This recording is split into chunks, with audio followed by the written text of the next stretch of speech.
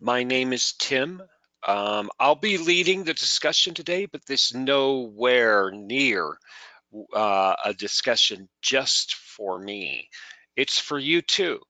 And we're going to be talking today about, and let me turn on my camera, Agile and the Project Management Professional exam.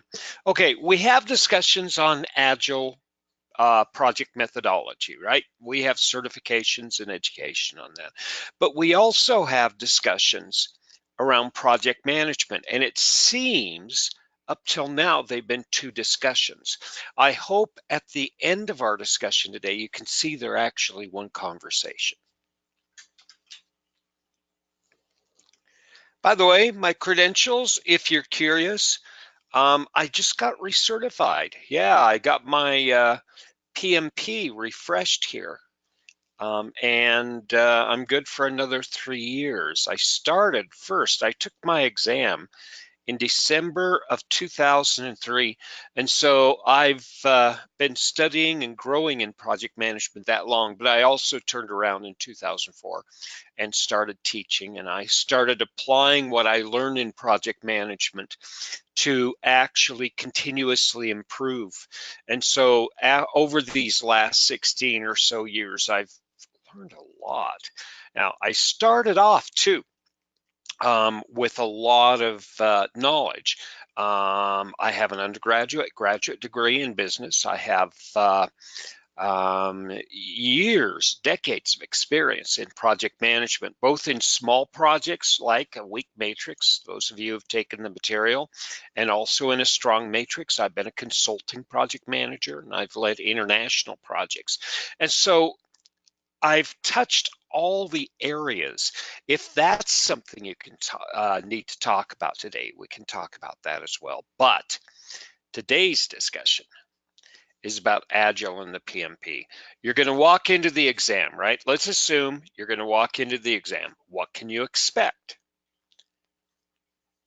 Well, today we're going to have to give a little background. We're going to have to talk about Agile and project management and put them together. And we're going to look at where they collide, where they cause problems and contention, where we need to balance them, and also where they complement each other. And then we're going to have a discussion. The sixth edition of the PMBOK, the Project Management Body of Knowledge, came out in 2017, the end of 2017, and it actually referenced Agile, which was really strange. And so we're going to actually look at this from a project management standpoint. But what do you as a project manager need to consider when you're looking down into the potential for an Agile project? And that's what we hope to get to. Not just for the exam, but for real use. So a little background. I like to start in the 19th century, in the 1800s. Other people like to start even further back. Project management, if you really think about it, has been done for centuries and millennia, right? It's unique work that's never been done before, and it has a specific start and end. So we've been doing this forever, right? Anything under that definition is a project. However, project controls and what we know as good practice has just emerged in the last 40 or 50 years. Now, in the 20th century, all of a sudden everything exploded with the understanding of control systems and the way to analyze data and putting what we've been doing for the last 400 years together and figuring these things out. We applied it to business, and you have people like W.E. Deming, and you have Peter Drucker, of course, and you have all the other people in quality, and you have all the other people in risk, and you have all these different people. And then you have people in project management itself, right? These are all coming out right after the 1940s. Out of the Coast Guard work and the Navy work, there was a demand for project management. specific controls so you can ensure that you're going to get what you want at the end of the project. And you may be able to control the budget and schedule on top of it. And that's what we've been building for. I like the last bullet here, right? Collecting a set of skills to manage work that is best performed in a non-traditional manner. Now, that encompasses all work, whether it's agile or not. These are what we're talking about, control work. It's applying controls in such a way that you can ensure the success of work. That's all it is. We do it in operations, we do it in business, we do it in projects. In projects, the management of that work is called project management. So that sets the tone, right? So we're learning how to analyze data. We're learning how to apply that analysis to make work and to make the world better. Everything explodes. And all of a sudden, we start applying it in very specific areas. Now, let's move forward and talk about the 1970s and 1980s and 1990s. The computer. Okay, the computer had been growing. Right after World War II, they started figuring out, 2 and 4-bit computers, and they started playing them in labs, and they're making them smaller and bigger and faster and with more bits. And all of a sudden, it's much easier to make jumps in development of hardware than it is in software. And the problem is, keeping the software development up with changes in hardware was getting harder and harder. Well, this also was influencing business. And business, because of computers and because of statistical analysis and our understanding of application of processes, is exploding with success, right? And all of a sudden, with software development, it's falling further and further behind. So they had to figure out a way to keep up. And one of the ways they worked out was something called Agile. Agile at the beginning was not a single thing. It was about 5 or 6 groups of people looking to solve the same problem. And all of them said this project management that's starting to emerge is great, but it's too constraining because project management says, let's have a plan and let's work to the plan because it's more successful. Well, it is. It is. And not only that, but if you think about it, a project, if applied correctly, can actually have changes at the beginning. And if you have changes at the beginning, it's going to cost less because all you're changing is documentation. And then near the end of the project, if you're truly locked in and you're minimizing the cost, you're going to control costs easier. And that's the way project management looks at it traditionally, as long as the work is well known at the very beginning. But all of this work says, you know what? Things are changing so fast. We don't know what we want at the end. So let's keep things as high as possible and let's go through it iteratively. And so by this exploration, we can come to a consensus, right? There we go. So that's where Agile comes from. And all these 5 or 6 groups says, you know what? We're going to need some things. First of all, we're going to need to break this work into different units, then phases and control accounts and work packages. What are we going to do? We're going to break them into iterations and sprints, right? An iteration repeats, and a sprint is a small block of work that allows you to explore. And then the exploration and the iteration helps you to actually derive a better understanding of what's going on. Plus, you can actually back out of the project early if you need to. This is great for software development. Now, the problem is there's a side issue with this. There's some demands that are put on the organization, the team, and the leaders that people who were early adopters of Agile didn't quite understand. Now, we'll look at those in a while, But it's not all roses with Agile, but to a great extent, Agile solves every problem that you would think about. You know, get in there fast, start the work, start exploring, don't lock things down, and you can quickly come to what you desire, right?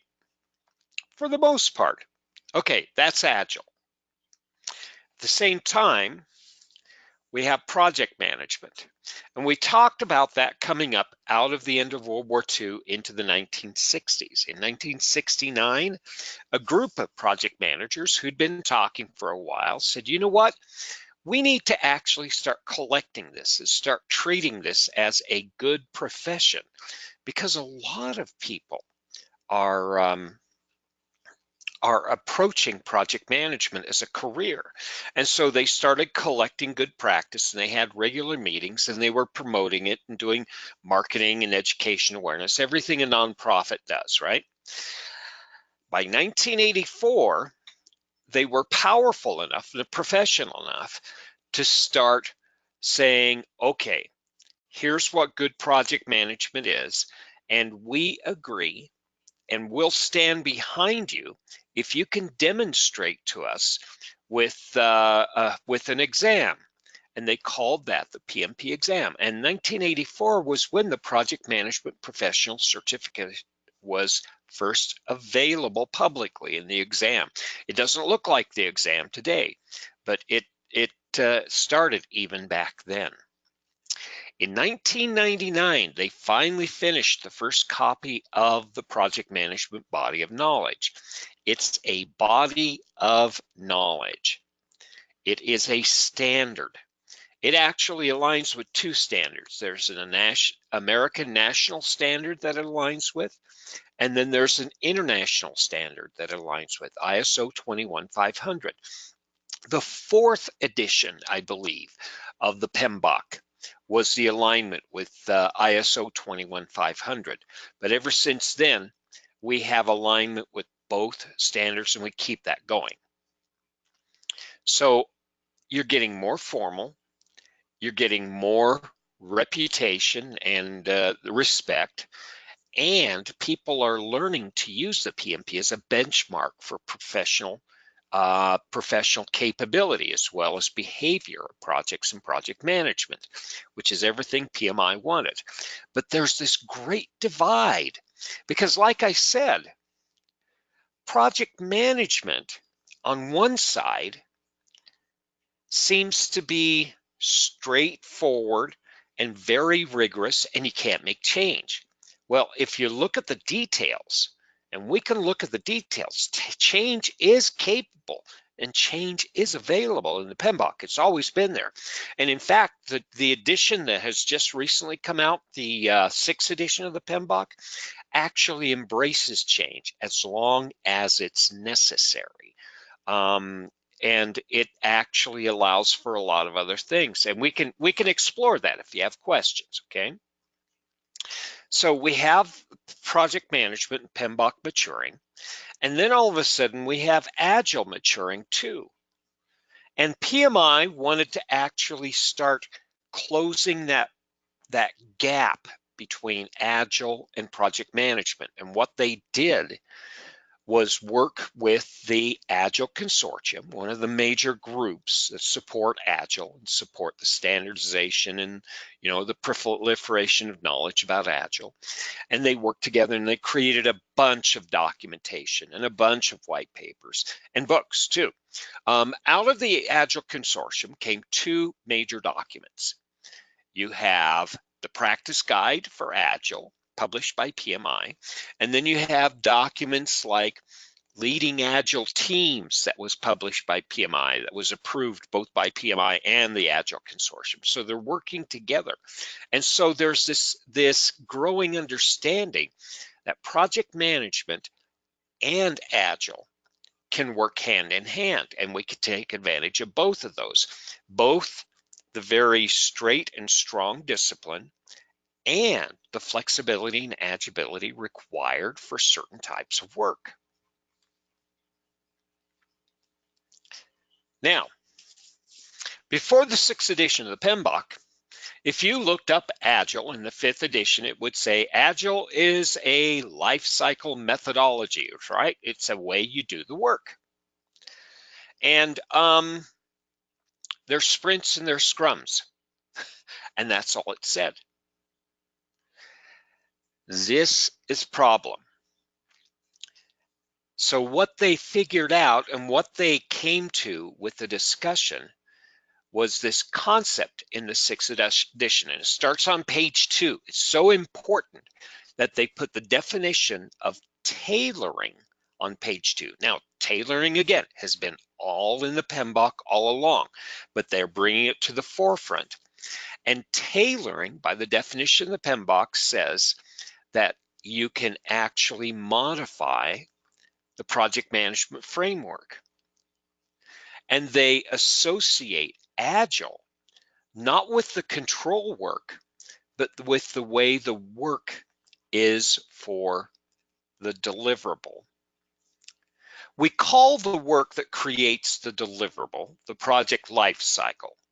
Okay, that's where the team is. We call the project management work, the control work, the project management framework. So even back before discussion with the Agile Consortium, you could have controls as you do Agile projects. Now, those controls have to be applied a little differently. If you doubt this, think about it this way. Does Agile projects have a budget? Yeah, sometimes. But then again, non-Agile projects don't have budgets sometimes. Does Agile have a schedule? Well, sort of. It has a backlog and it has iterations and sprints, and you have to keep track of them, right?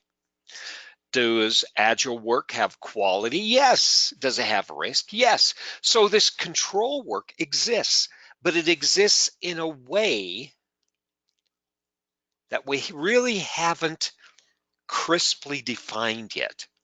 And that's what was worked out between the consortium and PMI. So PMI has a definition of project management under non-Agile and under Agile. And it also has, how do you do this work when you have an Agile project? So they work together, they dovetail very nicely. And that's what one of the major changes in the 6th edition of the PMBOK was. Now, we still have problems, okay? And let's go through this. I said that Agile is a life cycle and project management is a set of controls, right? Now, as a life cycle, Agile describes the work, right? We're going to create something. We don't know what it is, but we have a group of objectives, right? We describe it high level, and it's going to be something that we don't want a crisp schedule with milestones on. We want exploration, and we want to be able to iterate, and we want to be able to repeat, and we want to add detail as we go through these iterations of sprints. We want to explore, and we want to make changes very quickly. Where project management comes in, it says, okay, great. Let's put this in a way where we can monitor it, and we can actually track to expectations, because we have to have expectations, right? We can't just work forever and not have any benefit showing, any value. And that's what project management does. It's control work that goes beyond creating the deliverable. And it actually establishes a few things. Number one, we're going to get done someday. Number two, hopefully we'll get done within some budget expectation and some schedule expectation, and we're going to manage risk and we're going to manage quality. We're going to do the work correctly. On top of that, we're going to be able to make necessary changes as appropriate. Now, project management also brings some various understanding with it as well. If we invest in planning, if we prepare, if we actually think about our objectives, we can plan. And again, Agile is well known. We may not want all of the objectives at the end of an Agile project. If we get partial objectives, we may be satisfied, and the stakeholders and the sponsors say, great, that's what we needed, we're done. And Agile goes away. Now, in project management, you have to have that as an understanding as well. But usually when you have projects and project management, you want the objectives that everybody agreed on to be 100% attained at the end of the project. The other problem with project management is unknowns introduce risk. Okay, now we know in project management that with great threat comes great opportunity, but both are risks. There's a chance something bad may happen, but there's also a chance something good may happen. And usually they travel together. And we understand how to bring data analysis to bear to make sure that we make the best decision, right? There's our data analysis. In Agile, we run towards unknowns because that's where we're exploring. That's where the benefits are. That's where we're going to learn. That's where we're going to clarify. So there has to be some type of best of breed when we combine the two. And that's what we're looking for.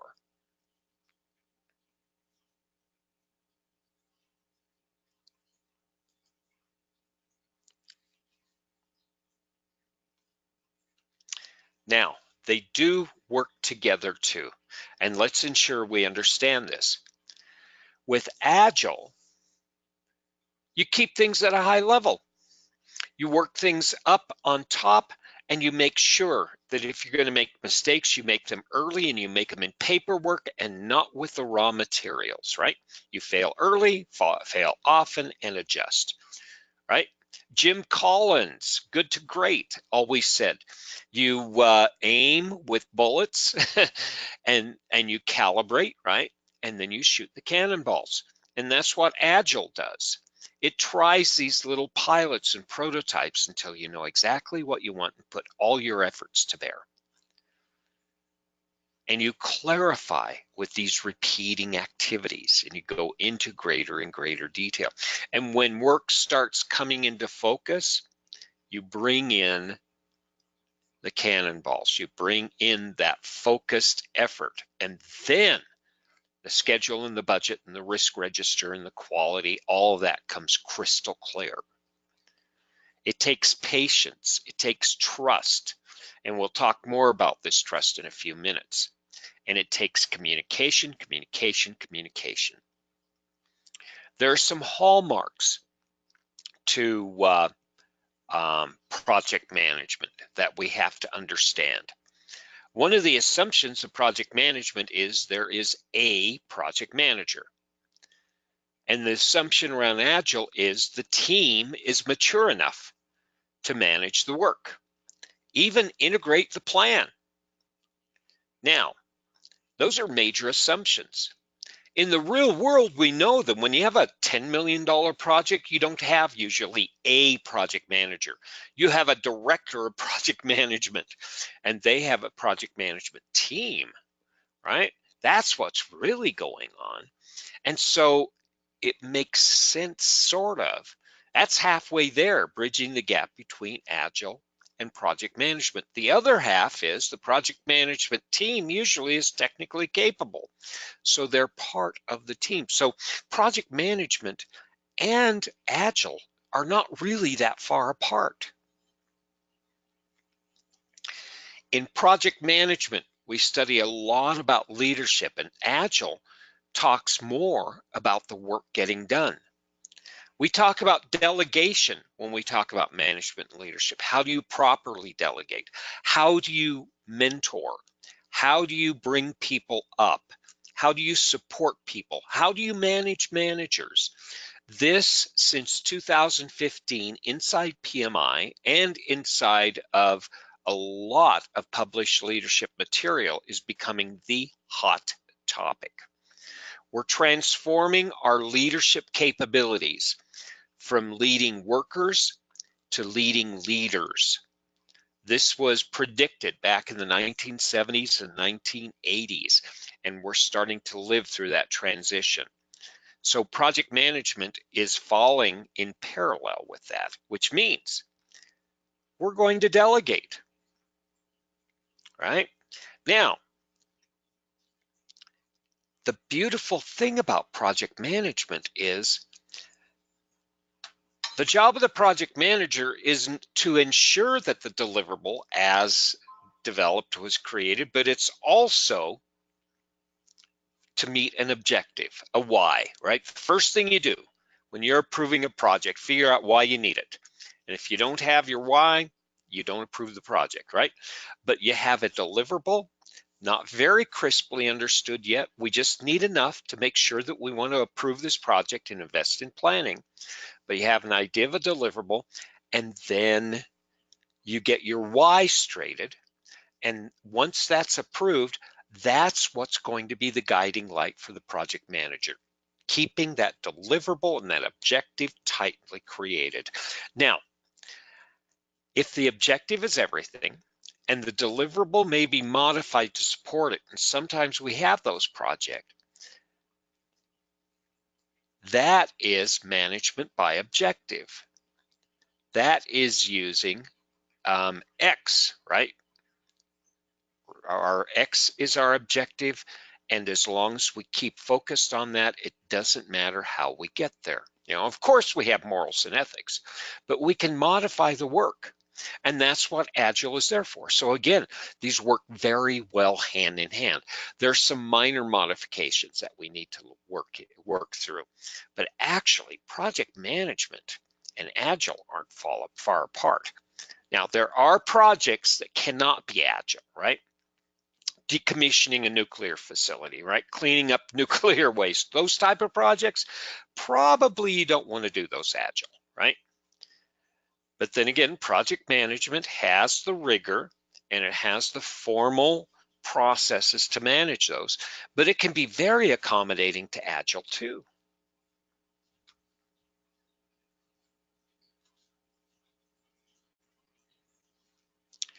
Now, let's get to the part that we want to talk about. What's going to be on the exam? And how do I need to think about Agile if I'm a project manager? Now, if you're an Agile expert, you're going to think in project management through Agile perspectives. This conversation, I will admit, is Agile through the eyes of a project manager, okay? If you want to discuss those others, great. I don't have a certification in Agile, but I have I have expertise, and I have written articles on where Agile caused projects to fall apart, or the adoption of Agile in certain ways caused it to fall apart. And I'd be very happy to talk about that. There's no problem with Agile. What happens is when organizations and people don't understand that Agile needs certain things in place for it to work very well. How does Agile change projects? Well, first of all, let's consider 5 groups of processes: initiating, planning, executing, monitoring, controlling, closing. These are traditional groups of processes. They do certain types of work in projects. Initiating approves the charter, which means the project is now real. If you're putting together a proposal, you're within the initiating process group, right? Once the project is approved, you're out of initiating, now you're in planning. In planning, you're creating a plan. Now, it may be high level, it may be very definitive, okay? The executing component is where the plan is approved and work is authorized, and it allows the team to do the work as the project manager leads and directs and walks around, right? And makes sure everything's working well, and spends time with the stakeholders. In monitoring controlling, that's where we inspect, that's where we analyze, and that's where we make change. And change control is a big part of project management, but we have to understand change control has to do with control of change. It has to do with about three things: approving changes that are necessary and rejecting the ones that are not, applying those changes that are necessary, and ensuring that those changes that are applied have been applied and you're getting the results that you expected. Okay, that's what change control is. That's part of monitoring controlling on any projects, whether you're in Agile or whether you're not. And then closing, handing the deliverable over at the end of the project. Now, how does Agile change these things? Well, in initiating work, customers are invested and they're deeply in communication, and sometimes the customers are participating. You're not developing with the customers way out there. Customers are in the conference room with you. In planning,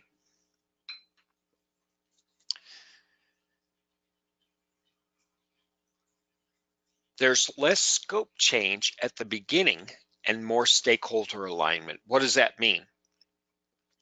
We're holding more meetings. We're talking to more people. We're ensuring we have consensus. Consensus is where everybody agrees. Okay? We're getting people aligned, not just to the work, but to the agile approach to the work. Okay? Because we're not actually having a scope that we're working on, the work and the deliverable that we're going to have at the end. We're more focused on making sure everybody participates and everybody agrees on why this project is needed. Now, in executing, we break the backlog up into multiple iterations.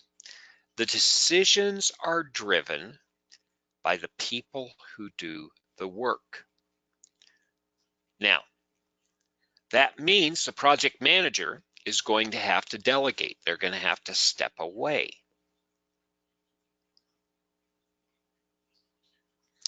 That means that if there's a project manager who's responsible for the outcome of the project, they're going to have to enhance their communication. They're going to have to enhance their leadership. Leadership is where I support you and I make sure that you have good work done. Okay, I don't get in the way. I'm not looking over your shoulder and telling you what to do, but I'm giving you what you need to be successful. But that means that you are going to step up and be mature, and then you're going to do your very best. I'll do the motivation and I'll help you, but you're going to do everything you can to do better than you did yesterday, right? And we work together in that mindset.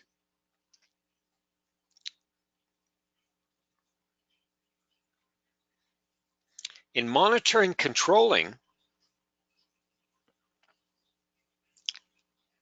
we still analyze and we still have a lot of data that we have to look through, but we have an entire backlog of work. And you can think of a backlog as remaining work. It's the miles left in the journey if you're taking a journey, right? How many more miles to grandma's house? That's my backlog.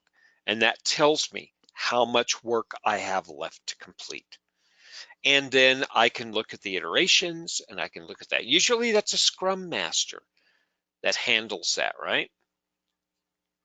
Scrum Master, and Scrum is the network of communication that we have around Agile work, right? Where's the project manager? We'll answer that in a minute.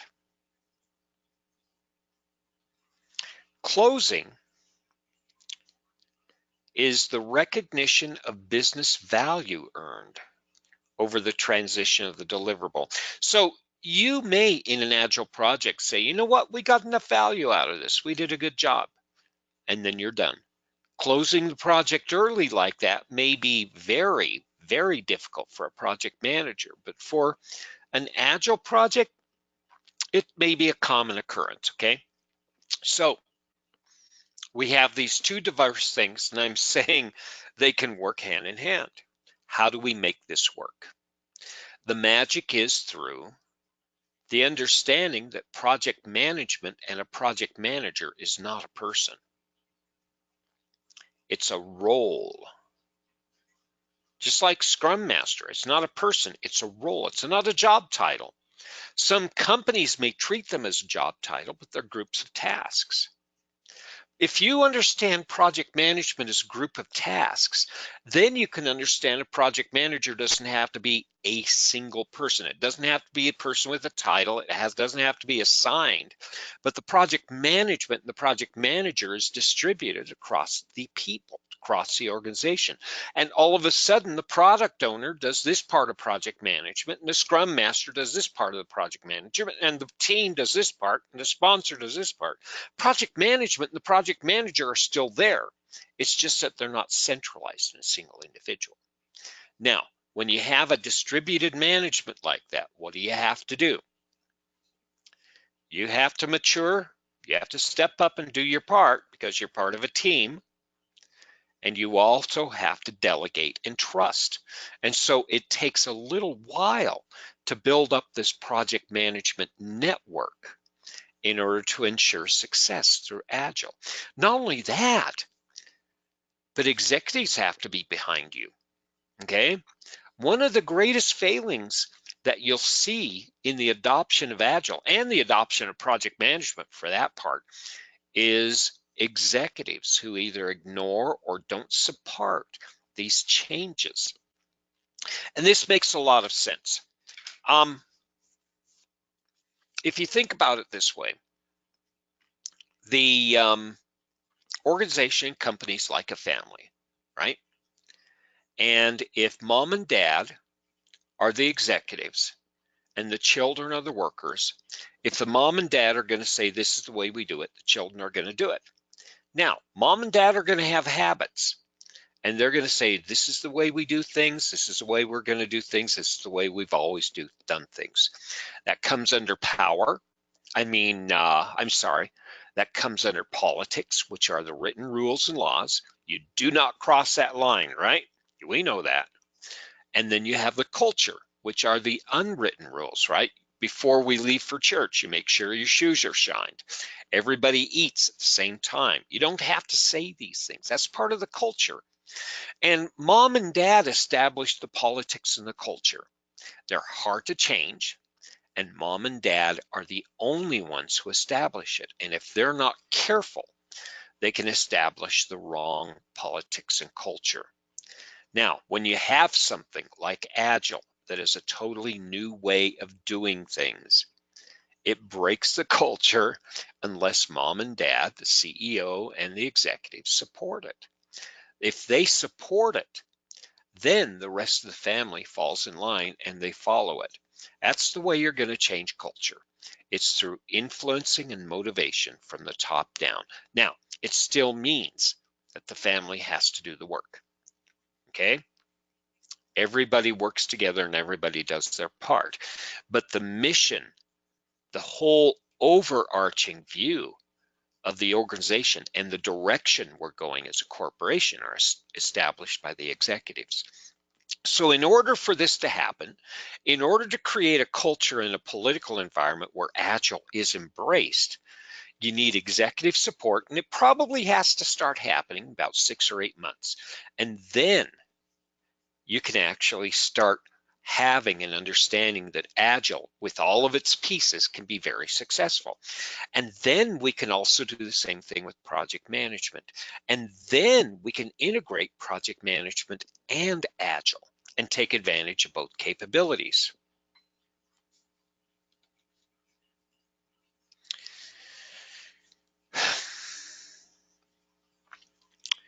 There's skill sets that project managers have to understand are going to change if they're going to manage Agile projects. And this is going to come up on the exam too.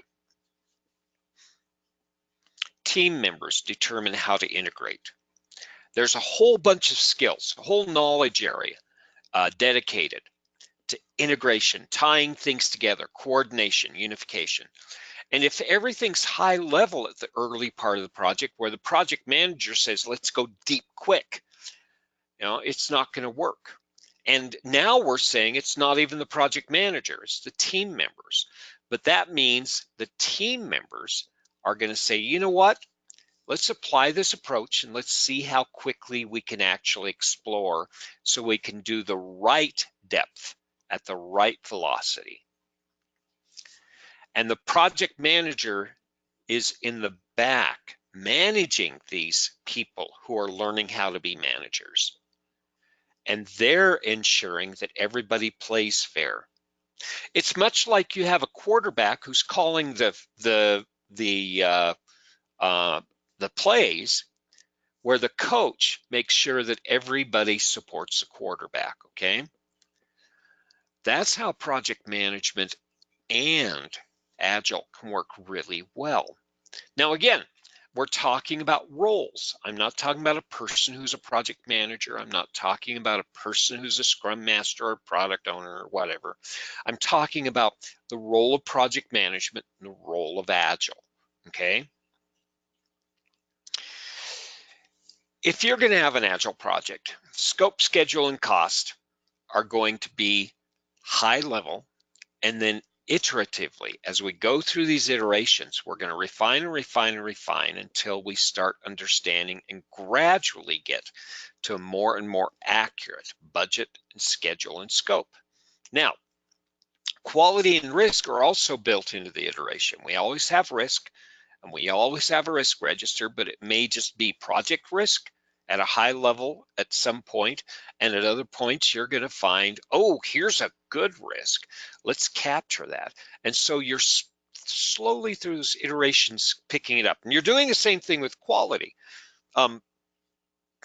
With your iterations and your prototyping and looking at that, you're going to be asking yourself not just completion questions, but expectations around specification. What's the right level of correctness? What's the right level of quality? Is plus or minus 1 millimeter all right? Or is plus or minus 1 centimeter all right? That's the discussion you're going to be having in quality and Agile projects. And again, the project manager is the facilitator, where the team is actually leading and voting and making the decisions. Now, you can see this facilitation in planning already in the PMBOK now, and it can be easily predicted that as we go through more and more exploration of the integration of Agile and project management, this will just become more and more evident. Communication is a key and primary consideration. Everybody talks. Everybody actively participates. You don't have a sponsor who is never around. That's the problem with Agile. And so if you're going to manage a project that is Agile, be aware that you're going to have to do some prior education awareness and say, we're going to have a lot of questions, so you're going to have to be available, and you're going to be saying that to the team.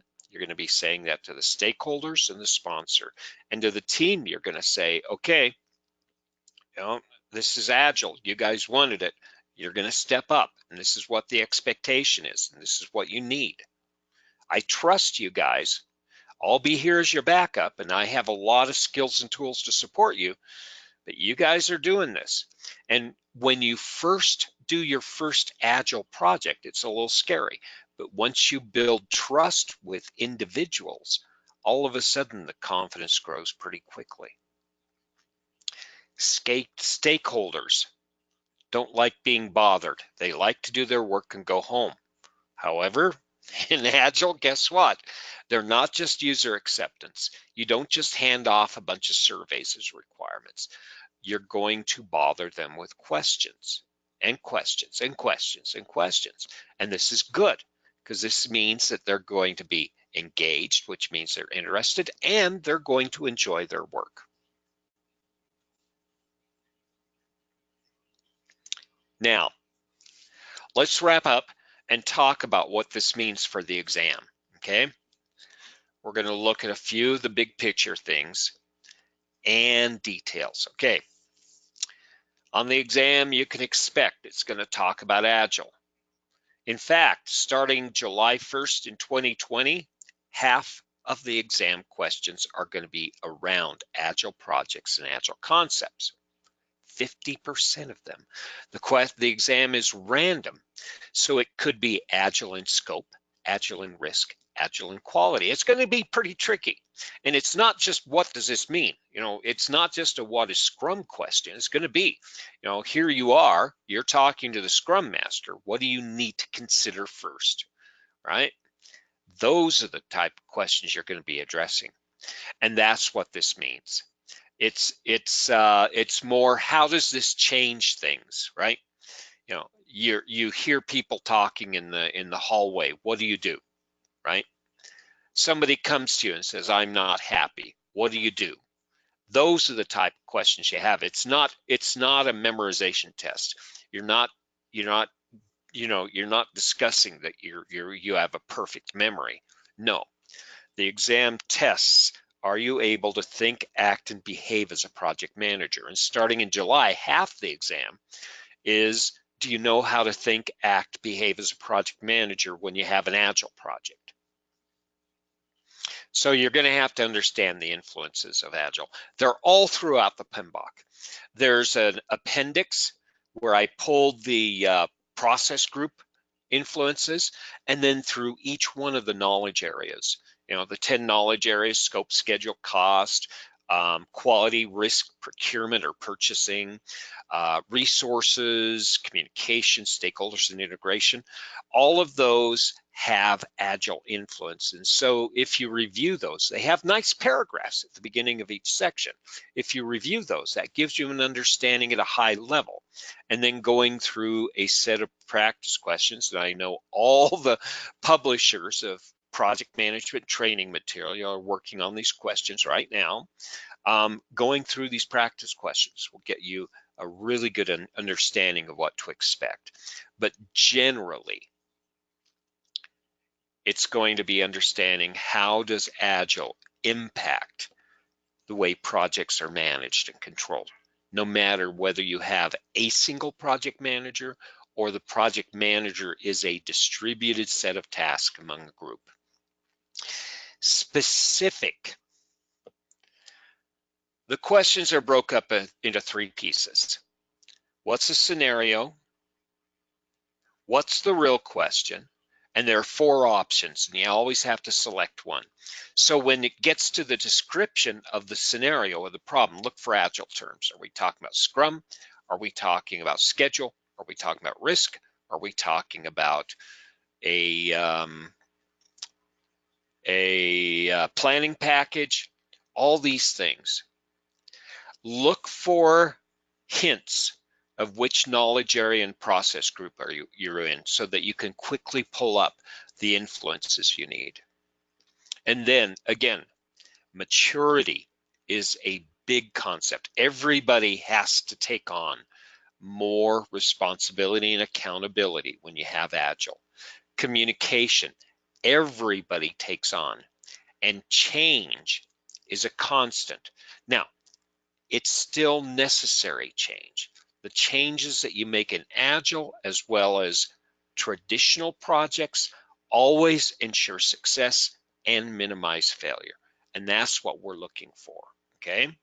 And that'll be a call to action on questions, whether they're Agile or traditional project questions on the exam. Okay.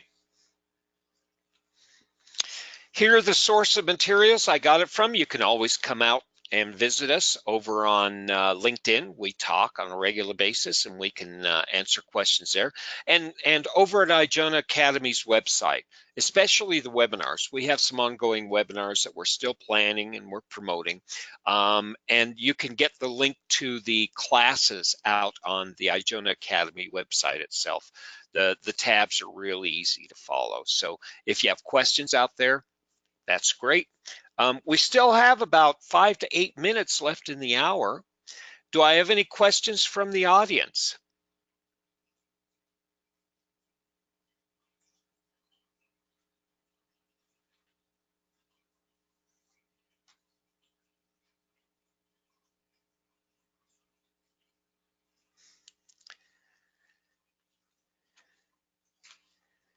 I'll wait for a minute, just in case.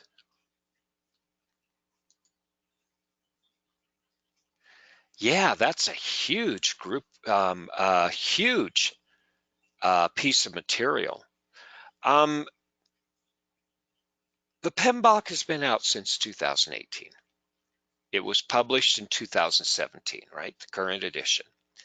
We started seeing public discussion of Agile in the PMBOK probably August of this year.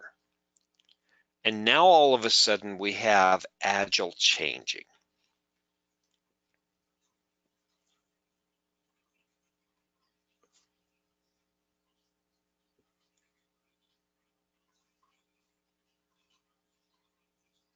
Here's a question for you. If you want to ask other questions, please do. I still have the chat window open that I can make sure that I'm following any questions that are promoted. But let me do something here. Just a second here.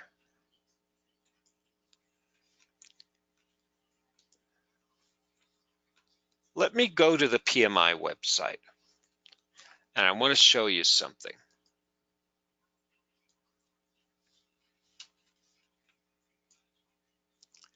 Here's the Project Management Institute website. Again, you can see things here. Certifications, this is where the PMP certification is housed. Over here is the Project Management Guide and standards, information about it. Now, the question I have for everybody, and this is what I'm asked about all the time, is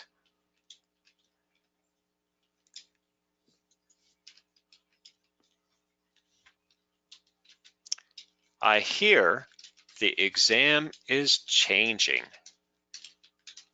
next year.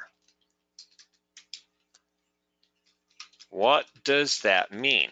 Well, I said half the questions are going to be Agile, right? And half the questions are going to be traditional project management.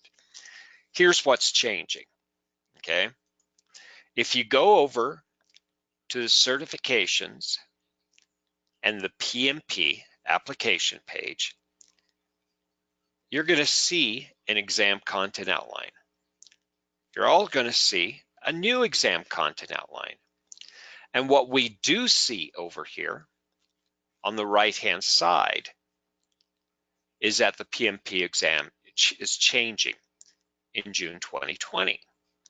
So what's changing? Let's look at the exam from current status right now, okay? If you go into the exam content outline, it talks a little bit about the exam. It's been this way since 2015. Right here, we see that on the test, about a third of the questions are going to be executing. About a quarter of the questions are going to be planning. A quarter of the questions are going to be monitoring, controlling.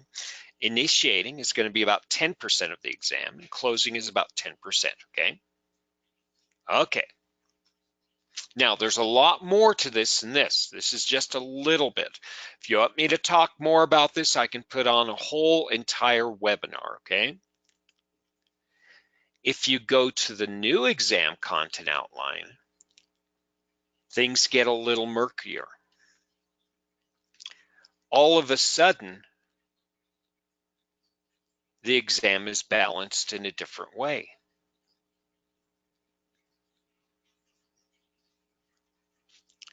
About 40% will be on people. We're not talking about initiating, planning, or executing, monitoring, controlling, or closing.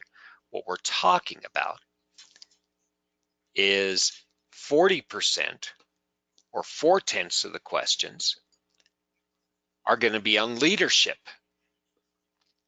Half the questions are going to be on process. And we call process technical project management. That's the traditional scope, schedule, cost, risk, quality, and everything else, okay? And then there's going to be 10% of the questions on business and business environment, business decision making, how operations work, how functions work, like engineering, research and development. How do I work with legal? How do I work with finance? You know, it's this background context that a project manager has to understand about the business. So we have these three areas that the questions can occur. Now, the exam is totally random and it's set up at the beginning, right? But that's the general balance of the questions. It's no longer balanced across initiating, planning, executing, monitoring, controlling, and closing. It's balanced across leadership, technical project management, and your understanding of how business works. On top of that, about half of the questions will be on predictive project management, that's traditional, and the other half will be agile or hybrid. So this is the way it's changing. This started back in 2015. PMI announced publicly that project management and project managers have to make a switch in order to be relevant for the next century. And this is the way they're doing it. This is the way they're ensuring it, to make sure that you are focused on not just managing projects, not just process, but you're studying leadership and a lot of it, and you're also studying a bit about how business works, okay? This is preparing you for the next generation and the next set of changes that business and people are going to be going through the next 50 to 75 years. Isn't that a statement and a half? Yeah, that's pretty pretty impactful. Okay, I want to thank you. Do I have any other questions left? Or are there any questions? Well, anybody, if you want to ask any questions, please go ahead and ping in the chat option, and we are going to get it answered for you.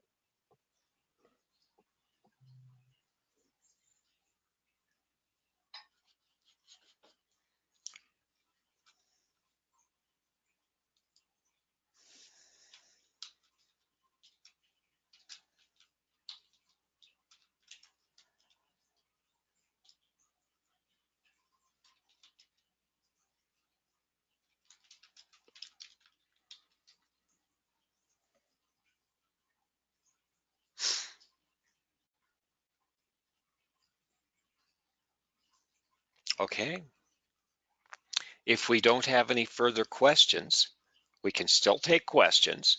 All you have to do is come out to the website, ijonaacademy.com. You can go down to the webinars and see where we're going to be talking next.